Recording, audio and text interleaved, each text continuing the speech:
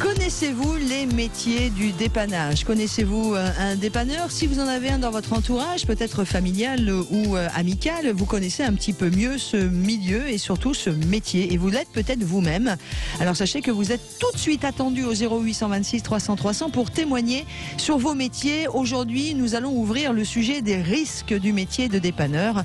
Et on va en parler, mon Pierre, avec Luc Le Baron, qui est dépanneur en Essonne. C'est le département 91. Mais on en parlera aussi avec Dominique Chauvin, qui lui est du côté de Clermont-Ferrand. C'est vrai qu'on les voit souvent quand on en a besoin, mais on ne connaît pas bien les risques de leur métier, Pierre.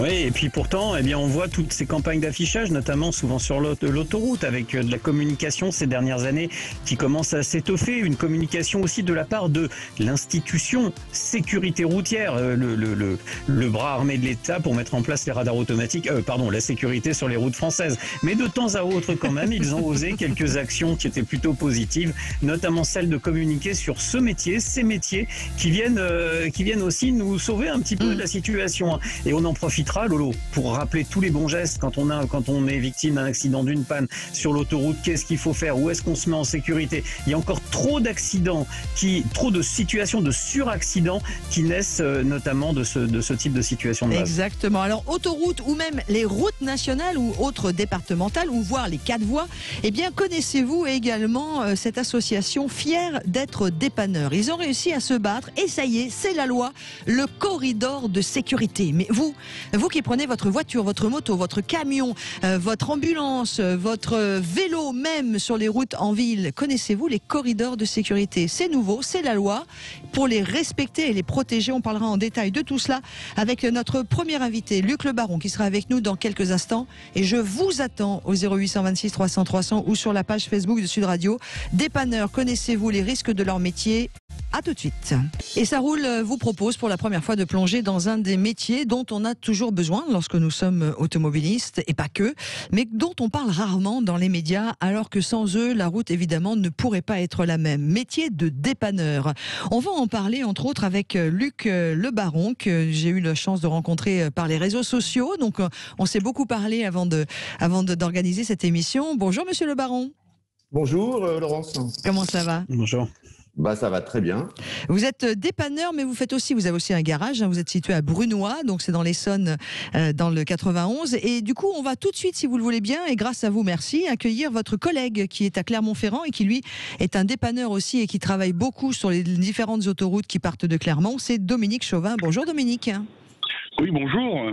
Merci d'être avec nous, Dominique. Il n'y a pas de problème, avec plaisir. Pas en intervention ce matin, ça va? Non, pas pour l'instant, ça va peut-être pas tarder. Alors, Luc Le Baron et Dominique Chauvin, on voulait parler surtout, et c'est vraiment le principe de cette émission aujourd'hui, des risques du métier. Et on parlera tout à l'heure du fameux corridor de sécurité. On n'a pas la sensation comme ça, mais alors vous faites tous les deux un métier à haut risque, Monsieur Le Baron. Oui. On travaille comme au même titre que les patrouilleurs autoroutes ou que la police, la gendarmerie, les pompiers sur le bord des routes.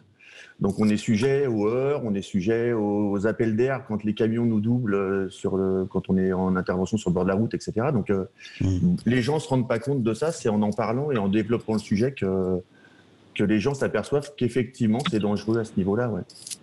Alors, je voudrais aussi faire un petit point sur un petit point de réglementation, et vous allez pouvoir éclairer tout le monde, en tout cas confirmer ce que je vais dire, qu'on ignore jusqu'au jour où on tombe en panne dessus.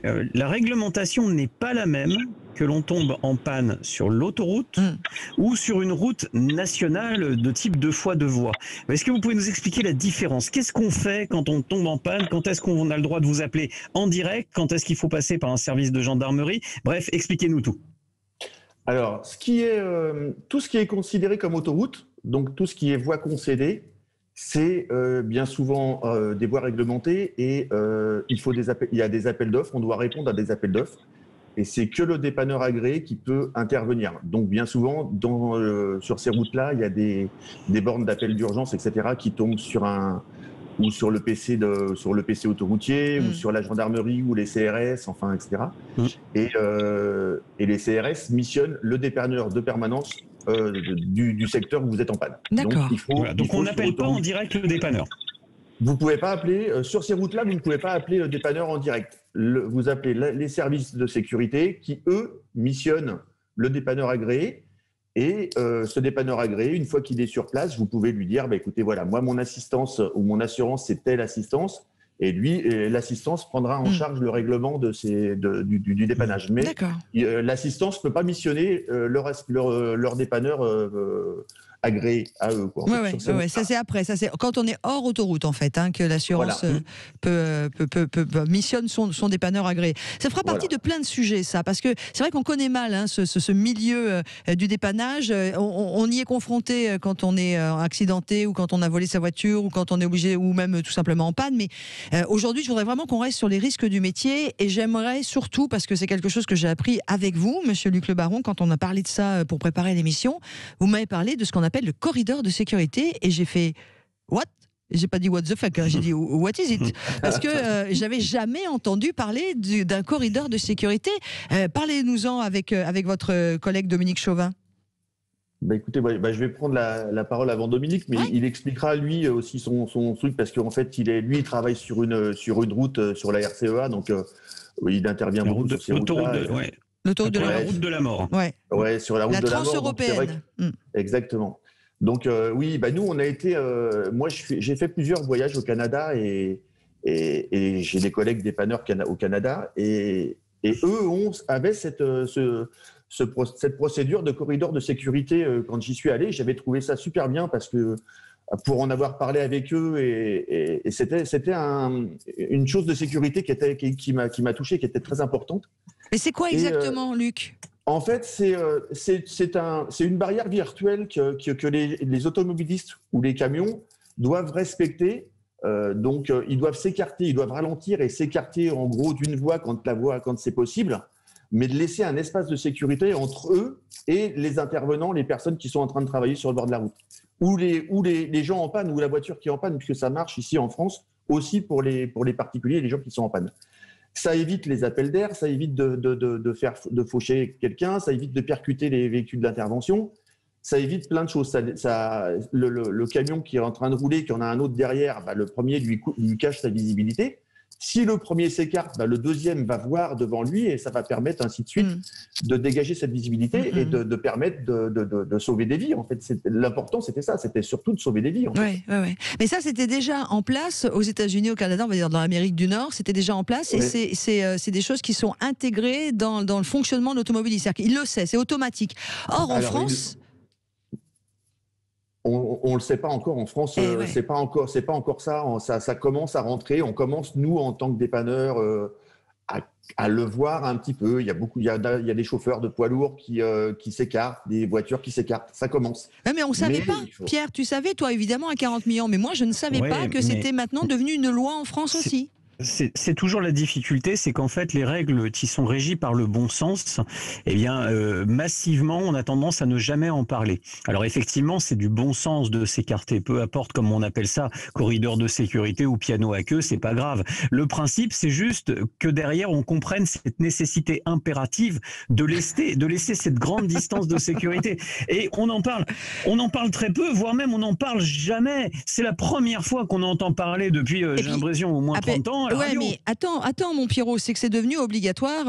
Dominique Chauvin, vous allez nous en parler aussi, et vous allez nous parler de cette fameuse transeuropéenne, hein, qui est aussi appelée l'autoroute de la mort.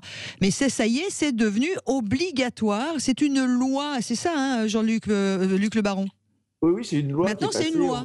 Oui, on a réussi à faire passer la loi, et la loi est passée en septembre 2018. Et on s'est battu pour ça. Moi, je me suis battu. Les collègues dépanneurs, dont Dominique et plein d'autres collègues dépanneurs, se sont battus pour ça. On a ameuté chacun nos députés, les journalistes qu'on avait, les journalistes locaux, etc. Et puis, à la longue, c'est passé. Enfin, bon, c'était un combat de 2 ans, mais c'est passé. Mais ça veut dire qu'aujourd'hui, si on ne respecte pas ce corridor de sécurité, si on ne le crée pas de façon automatique, je suis d'accord, c'est du bon sens, mais maintenant, c'est obligatoire. Si on se fait arrêter par la maréchaussée, c'est un PV de 135 €. Dominique Chauvin, faites-nous partagez votre réalité de dépanneur, entre autres, sur cette fameuse, ce qu'on appelle la transeuropéenne, l'autoroute de la mort, parce que là, vous devez en voir des choses. On va resituer d'ailleurs, Pierre. On parle de Saint-Étienne. Enfin, c'est un truc qui traverse qui traverse Clermont-Ferrand, Saint-Étienne. Ça part du côté. Pas tout à fait. Ouais. On n'est pas sur les Monts Noirs. Les forêts noires. Alors c'est la route, la RCEA, c'est la route Centre Europe Atlantique qui s'appelle RM79 et qui va passer autoroute parce qu'elle est en cours de passage d'autoroute. Ouais. Elle traverse la France d'est en ouest. Oui, c'est ça. Donc voilà, mais elle passe pas par Saint-Étienne. Ah, Moi je suis non, elle passe pas par Saint-Étienne, elle passe donc par Moulins parce que moi je suis à Moulins, je suis pas Clermont-Ferrand. Donc je suis en Auvergne hein, et elle passe par le département d'Allier, la Saône-et-Loire et une partie du Puy-de-Dôme, voilà, et la Creuse. Donc voilà, c'est ce qu'on appelle la RCEA. Ah d'accord, autant pour moi, je croyais qu'elle passait un petit peu. Non, mais voilà, c'est bien. Non, mais elle est connue, elle est déjà largement connue, comme vous l'avez très bien expliqué, comme une route extrêmement dangereuse. Oui, parce qu'en fait, malheureusement, il y avait justement pas tous les critères de sécurité d'une autoroute et les collectivités se sont beaucoup battues pour obtenir cette classification en autoroute et avoir les dispositifs de sécurité, les doubles voies qui vont avec et qui vous permettront peut-être pour vous d'avoir à déplorer moins d'accidents et peut-être d'être plus en sécurité. C'est plus sécurisant pour vous d'intervenir sur une autoroute ou sur une route secondaire?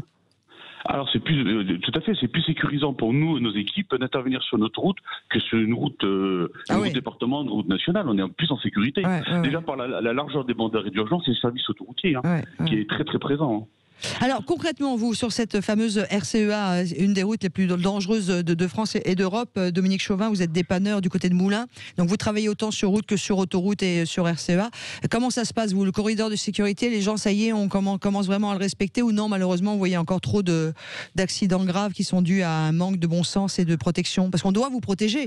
En fait, c'est l'automobiliste qui doit protéger le dépanneur maintenant. Qui doit protéger les dépanneurs, les services routiers de protection. Alors oui, mais on voit pas encore assez de gens qui le respectent, malheureusement, parce que le corridor est pas encore respecté, pas assez connu. Et je pense que c'est important que des émissions comme la vôtre la médiatisent, parce que elle est pas assez connue, comme vous l'avez dit. Voilà pourquoi.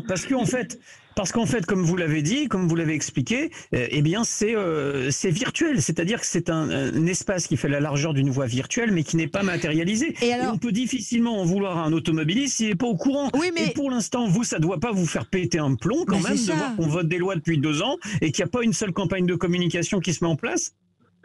Si, mais en plus ça, surtout qu'on a de plus en plus d'accidents actuellement, parce que on a un problème qui arrive avec les véhicules, avec les automobilistes ou les chauffeurs routiers, c'est que les véhicules, il y a de plus en plus d'assistance et les véhicules, on est moins concentré sur la conduite. Et ça, on le trouve de plus en plus, et c'est ce qui est dommage.